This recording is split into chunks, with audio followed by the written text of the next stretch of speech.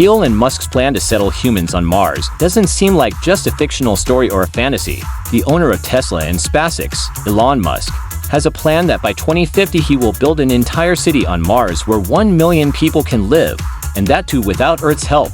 This enormous plan was once mocked, but people began to believe it when NASA also joined SpaceX's Mars mission because SpaceX has made significant progress in rocket technology over the past several years. As we know, Elon Musk's company Tesla is also an expert in making electric autopilot cars. Similarly, in SpaceX's office, technology is used that can reach space with minimal fuel usage. Mars, which is 60 million kilometers away from Earth, is the destination for which the Starship is being made, which according to Elon will operate on the same batteries used in Tesla, meaning minimal fuel will be used. It will deliver humans to Mars, but the question rises, how will human colonies be possible on Mars? After all, why do Elon Musk and NASA want to save humans on this barren Martian land when there is no oxygen to breathe, no food and drink, and no shelter in the extreme cold of -100 degrees Celsius? When there are no basic facilities for humans to live there, how will building colonies on Mars be possible? In TV videos,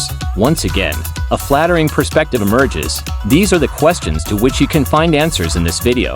First of all, when all natural facilities for human habitation exist on Earth, why is there a need to send humans to Mars? For centuries, all research about helping our planet Earth has unfortunately yielded negative results. Science says that ever since humans started using fossil fuels like petrol and gas, Earth's temperature has been rising continuously, and a time will come when this temperature will be so high that living beings will not be able to survive on Earth. According to one survey, Earth's average temperature increases by 0.16 degrees Celsius every 10 years. This means that in hot areas where humans currently live, if this continues, human life will be impossible after 150 years. Due to rising temperatures, glaciers are rapidly melting, increasing chances of floods, cyclones, and tsunamis. It's not just the use of fuel. Pollution has also damaged the Earth's ozone layer, the layer that protects us from deadly rays from the sun. And this layer is slowly getting damaged. So, on one side, there is heat generated by pollution, and on the other, deadly solar radiation. Science confirms one thing: one day, our Earth will no longer be habitable. This is why humans are already looking for another home, another planet. But why Mars specifically? Our solar system has many planets. Why has Elon Musk chosen Mars? In our solar system, our neighboring planets are Venus and Mars. Venus is closer to Earth than Mars, but we cannot go there because Venus has the same problems we are trying to escape: extreme heat that can melt iron.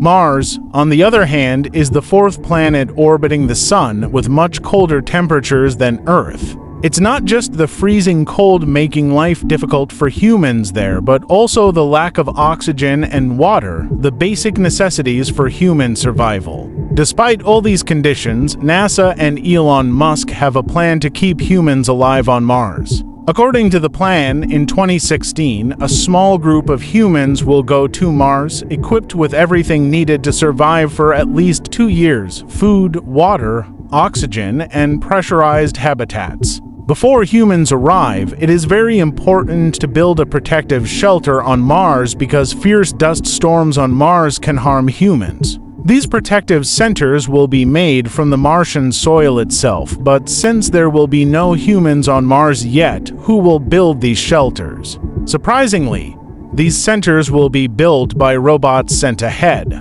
These AI robots will work faster than humans and will be equipped with cameras, sensors, digging tools, batteries, and 3D printers powered by solar energy. First, sensors will find the right soil, and robots will collect this soil to build base units. One robot will weld the collected soil, and smaller robots will transport it to the 3D printer unit that will print layers to create shelters. This process will continue for months and will be monitored remotely from Earth. After completing this chapter, the second phase will start. A human group will land on Mars for the first time. Because humans will be landing there for the first time, they will bring a lot of equipment. Robots will welcome them, carry their equipment from the landing site to the base unit, and place small units inside the base that will inflate on their own to provide pressurized living conditions.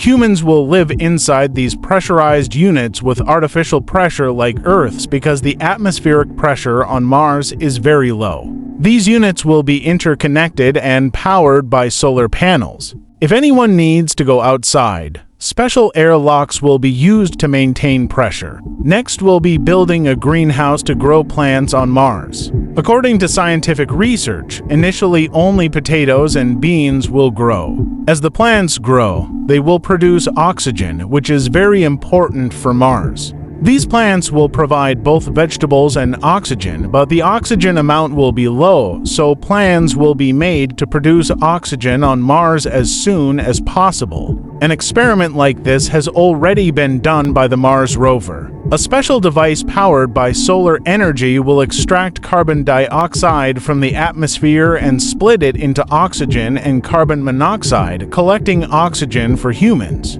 The small human team will have just enough food for survival.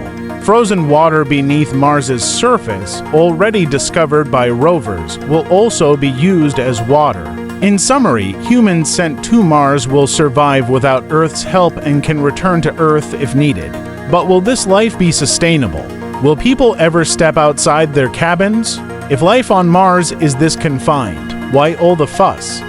Elon Musk and NASA have no complete solution yet, but they think that if changes can be made to increase Mars's temperature, then in 100 to 200 years Mars could become as green as Earth. Musk's idea is that raising Mars's temperature can bring life back.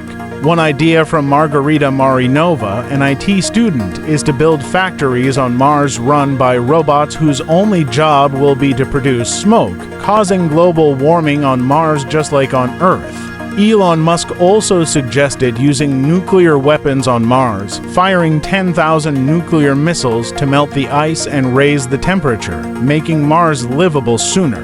NASA and Musk plan that by 2036 a small group of humans will go to Mars for experiments, and every 2 years when Earth and Mars come closer, more people will be sent. By 2050, 1 million people will live on Mars in pressurized habitats while efforts continue to increase Mars's temperature. They believe that solar energy will help make Mars a planet like Earth in 100 years. Hope you all will like and share this Discover TV video. Thank you for your loving comments.